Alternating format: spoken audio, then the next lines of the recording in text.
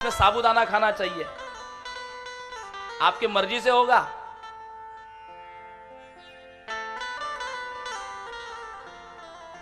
और तो बहुत और तो कहिए, हमारे यहाँ तो बड़े मिष्ठान भंडार में हल्दीराम में बकायदा अखबार में आता है नवरात्रि की उपवास की थाली, नवरात्रि स्पेशल उपवास की थाली।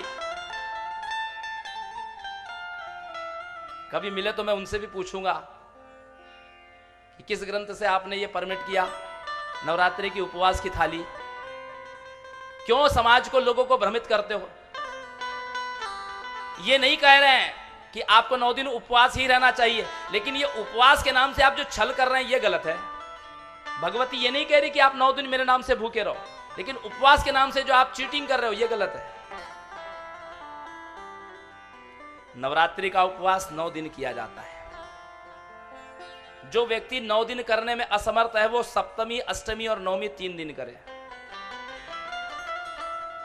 जो व्यक्ति ये 3 दिन भी नहीं करता तो वो केवल रामनवमी का उपवास कर ले, या तो फिर नक्त उपोषण करे, दिन भर भूखे रहे और सूर्यास्त के समय फिर रात्रि में एक टाइम, रात्रि के प्रथम पहर में, ऐसा नहीं कि 9-10 बजे, शाम को सूर्यास्त हो जाए, संध्योपासन सायंकालीन आरती हो जाए और उसके तुरंत बाद भोजन कर ले। नक्त उपोषण कहते हैं, जिसको आप कह सकते हैं कि एक समय का उपवास। भूमि पर शयन करना चाहिए, चमड़े की वस्तु, अपवित्र वस्तु धारण नहीं करना चाहिए। रोज धुले वस्त्र पहने, निंदा चुगली किसी की न करे। अधिक से अधिक भगवती की उपासना के संबंध में चर्चा हो, जैसे मां का नवारण मंत्र का जप हो, दुर्गा सप्तशती का पाठ हो, भगवती के जस गायन हो, भगवती के मंदिरों के दर्शन हो, मां की अर्चना हो। ऐसे नवरात्रि व्रत करना चाहिए। चतुर्षु नवरात्रेषु विशेषात फलदायकः।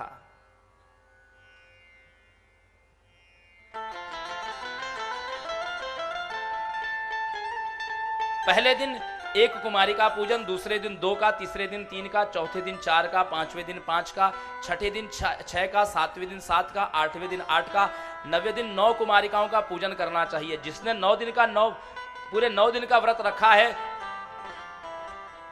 उसको दशमी के दिन पारण करना चाहिए। दशमी को व्रत का पारण करते हैं। और हमने देखा हमारे पूरे नागपुर शहर में अष्टमी और नवरात्रि भंडारा होता है।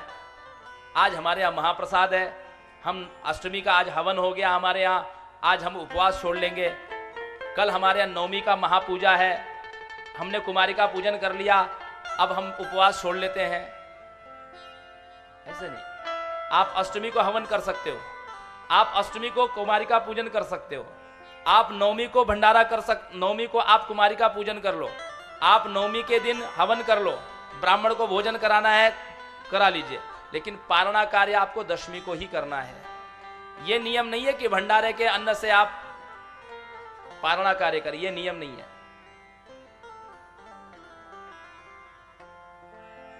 तो मृण्मयी मूर्ति मां की अत्यंत शक्तिशाली है।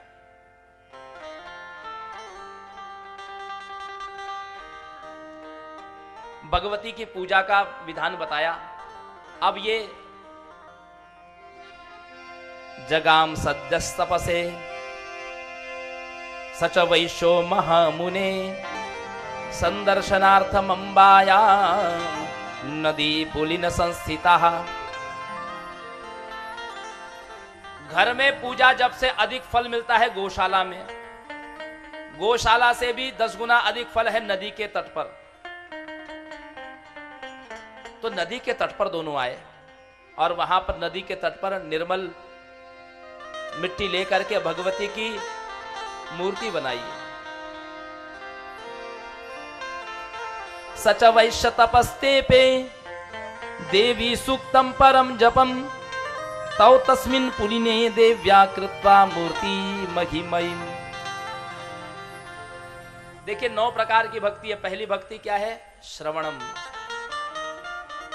जिसको भक्ति करना है ना उसको सबसे पहले सुनना चाहिए। जब तक आप सुनेंगे नहीं कि कैसे करना है, क्या करना है, तब तक आपकी भक्ति आरंभ नहीं हो सकती। तो सुनिए, पहले कथाओं में सुनिए, प्रवचनों में सुनिए। उसके बाद में श्रवण के बाद में आता है कीर्तन, कीर्तन भक्ति। मां का नाम जप करना चाहिए।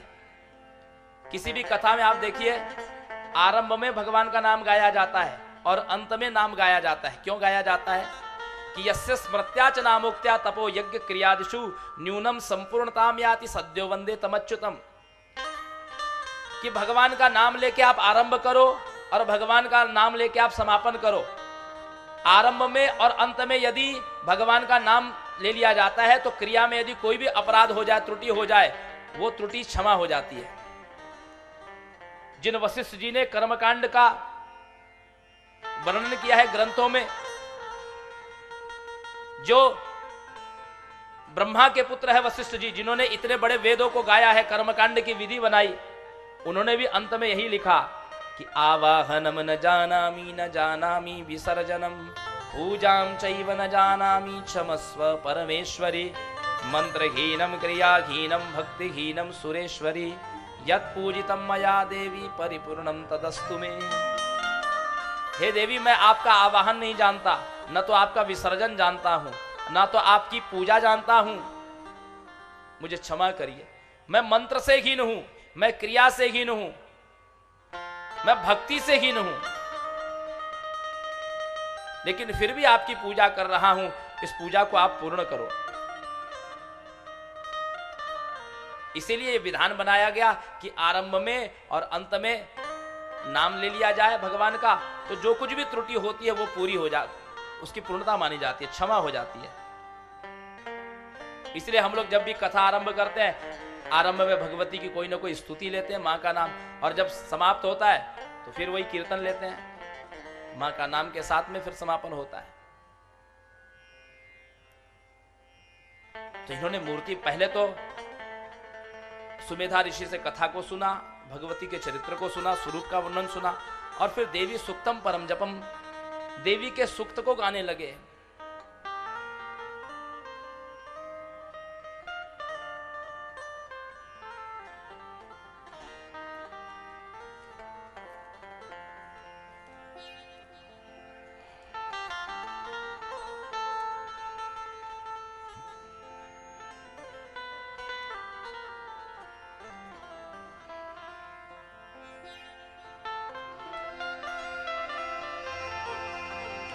सिंहस्थां शशिशेखरां मरकतप्रख्यैश्चतुर्भिर्भुजैः शङ्खं चक्रधनुस्सरांश्च ददतिं नेत्रस्त्रिभिः शोभिता आमुक्ताङ्गदहारकङ्कणरणत्काञ्चीरणन्नूपुरा दुर्गा दुर्गतिहारिणी भवतु नो रत्नोल्लसत्कुण्डला।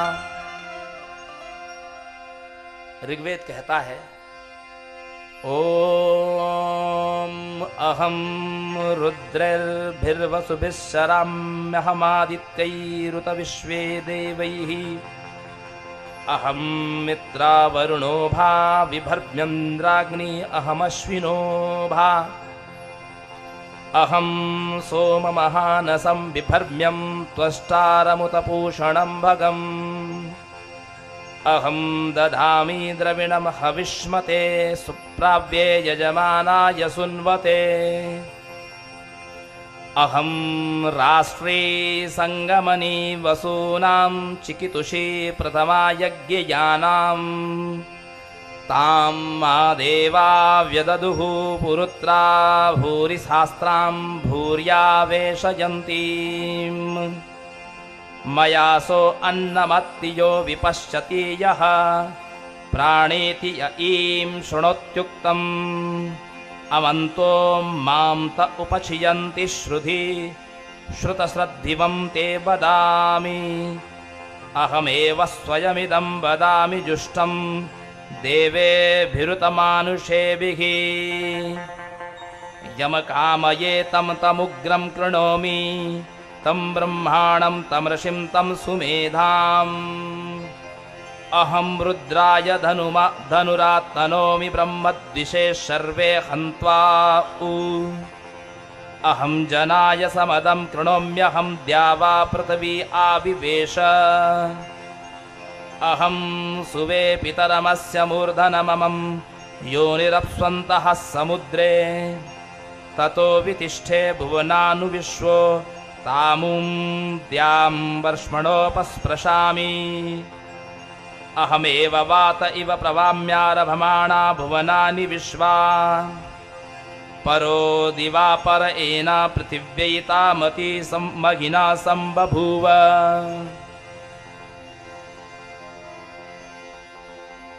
जगाम सद्यस्तपसे सचवैश्व महामुने संदर्शनार्थमंबायां नदी पुलिन संस्थिता सचवैश्य तपस्तेवे देवी सूक्तम परम जपम तौ तस्मिन् पुलिने देव्या कृत्वा मूर्ति महीमयी। भगवती की मूर्ति बना करके अर्चन करने लगे। अहरणाम चक्रतुस्तस्या पुष्प धूपाग्नि तर्पणै निराहारौ यताहारौ तन्मनस्कौ समाहितौ। देवी का विविध पुष्पों से अर्चन करने लगे, वंदना करने लगे।